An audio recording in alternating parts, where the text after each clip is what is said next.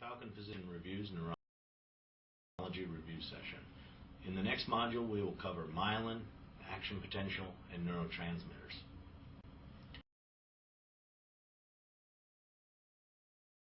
The peripheral nerves are covered with myelin in order to increase the conductivity of electrical energy.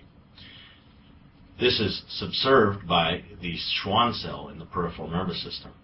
Here's an image of the structure of the neuron, and as one can see, the myelin sheath is interrupted at particular locations called the nodes of Ranvier. This allows the action potential to transmit more efficiently down the axon. The Schwann cell in the peripheral nervous system is able to wrap around a single axon with many, many layers of its cytoplasm and creating a very nicely insulated axon. Gaps in myelination occur at regular intervals, which allow ion exchange to occur at particular locations along the axon path. This allows the action potential to jump down the axon in a process called saltatory conduction. Therefore, rather than exchanging ions at adjacent regions, the areas where ions are exchanged are separated by a larger distance, which allows the action potential to move faster down the axon. Let's do a clinical vignette. A 38-year-old male visits his family doctor complaining of symmetric muscle weakness that started distally in his legs and ascended gradually, now involving the trunk and arms. 1 week ago, he suffered from diarrhea and fever and was diagnosed with and treated for Campylobacter enteritis. On physical exam, he has symmetric proximal muscle weakness and flaccidity in his lower limbs. He has absent deep tendon reflexes. He has a normal sensory exam and normal cranial nerves. This ascending weakness is suggestive of Guillain-Barré syndrome. The absence of reflexes suggests a peripheral nerve problem and a lower motor neuron deficit. We would evaluate this with a lumbar puncture, in which one might see an increased CSF protein concentration without a cellular increase. This is called albuminocytologic dissociation, meaning the protein is elevated, but the cells are not. The glucose was normal in this patient. He had a non-reactive VDRL and a decreased nerve conduction velocity that was indicative of demyelination that was seen on nerve conduction studies. The diagnosis was, of course, Guillain-Barré syndrome, and the way that we treat this is with plasmapheresis or intravenous immunoglobulin. This is a way to decrease the inflammatory particles that are in the blood, and this can help the person recover from this syndrome in a much quicker way. There are a number of issues to think about when treating Guillain-Barré syndrome. Certainly, with this kind of demyelination, the person can become so weak that they're unable to breathe on their own or manage their own secretions. So if a person has decreased forced vital capacity, then we would need to intubate the patient electively in order to save them from having troubles with respiration. So we support them if they get weak enough to require ventilatory support. In addition, one needs to worry about demyelination of the autonomic nervous system, which can cause marked decreases and increases in blood pressure and pulse, so marked fluctuations. And this is something that also requires intensive care support. One should always be aware that these patients, unless sedated, are actually quite aware and aware. Let's do another clinical vignette. A 40-year-old male with a history of insulin-dependent diabetes mellitus presents with tingling, numbness, burning, and aching in the lower legs and feet. The discomfort is particularly prominent at night and is often relieved by walking. A hoop over the feet to prevent contact with bedclothes is often helpful. The patient takes insulin irregularly. On physical exam, you note mild weakness, mild distal sensory loss, and loss of position sense and vibration sense in both legs. He has bilaterally reduced ankle and knee jerks. This is a very common disorder seen in diabetes, and it is diabetic peripheral neuropathy, which can be very debilitating to the patients. It can be a very uncomfortable sensation in the feet, especially with the described allodynia that the patient has. That is something that shouldn't be causing pain to the patient, is causing pain to the patient, such as the bed sheets dragging over the feet that are involved here. We treat this with anticonvulsants usually, or with tricyclic antidepressants such as amitriptyline or nortriptyline. The anticonvulsants that are used are sometimes gabapentin. Then what we really need to do is make sure that the patient has good glycemic control to prevent ongoing damage to the nerves. So that is diabetic peripheral neuropathy, a very common disorder that you should know about because you're very likely to see it in your clinical practice. Another clinical vignette. A 34-year-old construction worker is brought to the clinic after a flying piece of shrapnel cut his leg just below the lateral surface of the head of the fibula. The patient also complains of numbness and tingling along the dorsum of his foot and the lateral surface of his leg. He complains of a loss of stability when walking and an inability to dorsiflex his foot, which is a foot drop. He must raise his injured leg higher than normal during walking to prevent his toes from hitting the ground, and his foot slaps against the ground when he's walking. This is referred to as a steppage gait. Physical exam shows a wound in the proximity of the head of the fibula, his diminished cutaneous sensation of the anterolateral aspect of his leg and the dorsum of his foot. He has an inability to extend his toes. This is damage to the common peroneal nerve. This is a very common place for a peripheral nerve to be damaged because it's an area where the nerve is coursing right outside of a bone, and it's very close to the surface. So one thing that you should note when you're putting a cast on a person's leg, that you have to be very careful not to put the cast over that location of the fibular head, because the common peroneal nerve will wrap around that, and if you compress it, the person will get a foot drop, which can be very debilitating and really can affect a person's walk. It's quite surprising how high a person's foot has to be raised if they have a foot drop when they're walking. So it's very helpful to have an ankle-foot orthosis, which holds the foot in a dorsiflex position, and but this is a peripheral nerve, so it will regenerate in most cases. Let's talk about other peripheral nerve entrapments, one of the most common being carpal tunnel syndrome. This is often a repetitive strain injury. As the median nerve enters through the flexor retinaculum, there's very little room in there for all the tendons in the nerve, and if any inflammation occurs, the nerve can get compressed and can cause tingling and weakness in the hands. The treatment for this is primarily splints to sort of interrupt the vicious cycle of inflammation and less room in the flexor retinaculum or the carpal tunnel, and therefore more inflammation. So that's a vicious cycle that needs to be interrupted by using a splint to allow the inflammation to decrease. In cases where the splint doesn't work, one can go to surgery to release the carpal tunnel or open it, and this is sometimes helpful. Other common entrapments would be ulnar neuropathy. If a person is resting on their elbows and pressing on the ulnar groove, they may have a tingling and numbness in the outer pinky finger and ring finger, half of the ring finger. That's the distribution of the ulnar nerve, and this is a very common thing. Again, what we do is sort of try to decrease the compression upon that ulnar groove by instructing the patient not to rest upon their elbows, and then at night they may either wrap a towel around their arm to keep it in an extended position and to keep pressure off that ulnar groove. One other common nerve entrapment in a patient that's either overweight or potentially in pregnant patients where their belly is extending over the inguinal ligament. One of the nerves that extends over the inguinal ligament is the lateral femoral cutaneous nerve. This would cause a burning pain over the pocket region of the pants, the lateral portion of the thigh. This is called neuralgia paresthetica, and this is a syndrome that is often seen in patients that either wear tight clothing or had weight gain, or certainly often seen in pregnant patients as their belly enlarges and compresses the lateral femoral cutaneous nerve against the inguinal ligament. Let's talk about axonal transport. The axons must transport proteins over long distances. These are cells that are extremely long, several feet in the body, and therefore you have to be able to transport proteins that are generated in the nucleus all the way along the entire membrane of the cell. In order to do this, the neuron has developed a system of train tracks that are microtubules and neurofilaments. This allows transport of the proteins from the axon terminals to the nucleus and the other way, from the axon nucleus or from the cell nucleus to the axon terminal.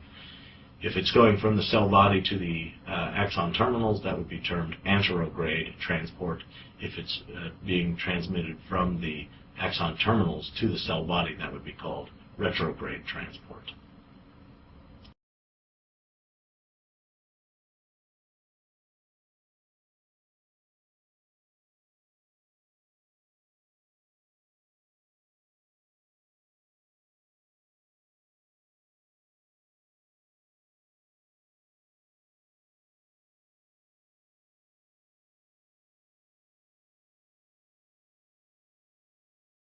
Let's talk about axonal transport.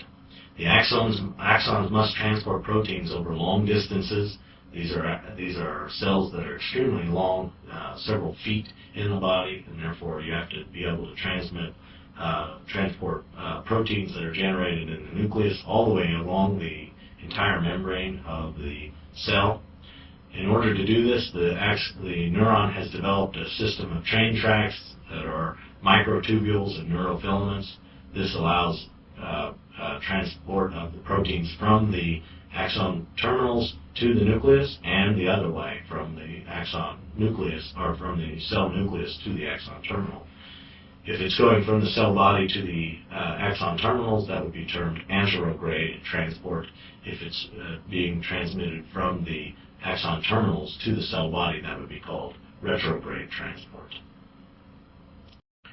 Similarly, the axons must transmit electrical signals over a large distance, and therefore the cell has developed ion channels to allow the influx and efflux of ions across the membrane. This allows electrical signals to be transmitted, and it is developed specialized channels that will allow a signal to be propagated down the axon.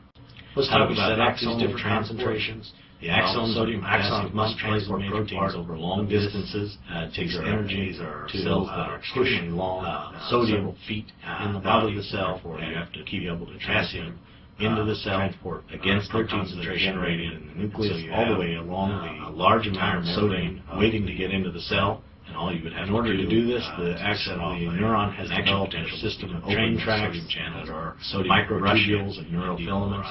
This allows potassium waiting to get out of the cell, the proteins from the axon terminals to the nucleus and the other way, from the axon nucleus or from the cell. Here's how this is set off. Neurotransmitters going from the cell body to the axon terminals that allow positive ion into the transport. If a positive ion is transmitted allowed in the cell, usually terminals to the cell, this will lead to an excitatory postsynaptic potential, an EPSP. Now, there are also other receptors that may allow negative ions into the cell, such as chloride ion. This would hyperpolarize the cell and bring it further away from its action potential threshold. This would be termed an inhibitory postsynaptic potential, or an IPSP. The summing up of these small axonal transport will activate. Axons must transport proteins over long distances, and therefore these are cells that are extremely long, several feet in the body, and therefore you have to myelin transport proteins that allows generated propagation all the way along the entire membrane. That is the action potential cell. In order to do this, talk about the use of neurotransmitters developed a system of train tracks that reaches the synaptic cleft. This allows the axon terminal, the proteins from usually axon to terminals, and opening the nucleus and the calcium channels from the axon. Calcium, when it enters the cell nucleus to the axon can influence many. If it's going from the cell body to the axon terminal, would be termed anterograde. One of the most important things that happens is that it will lead to fusion of the vessel bodies that are sitting retrograde axon terminal with its synaptic cleft. So there's a bunch of neurotransmitters sitting within these small membrane vesicles, and as soon as calcium enters that axon terminal, it sets off a chain of events that will cause these vesicles to fuse with the terminal membrane. And once it fuses, then the contents of that vesicle get dumped into the cleft. That neurotransmitter will then, of course, diffuse. First, let's talk about axonal transport. The acetylcholine is created by transport proteins over long distances.